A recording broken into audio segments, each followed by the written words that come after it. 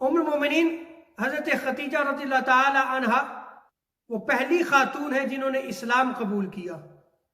اور جنہوں نے تاجدار کائنات صلی اللہ تعالی وسلم کے ساتھ نماز ادا فرمائی،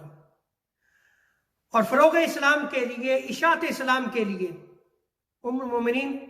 حضرت خدیجہ رضی اللہ تعالی عنہا نے اپنا سارا مال تاجدار کائنات علیہ السلام کے قدموں میں نچھاور کر دیا۔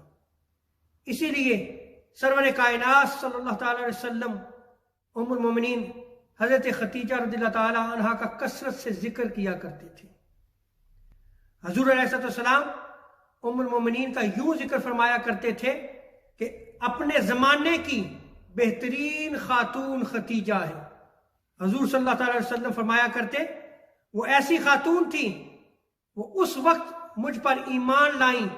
جب لوگ میرا انکار کر رہے تھے، وہ ایسی خاتون تھی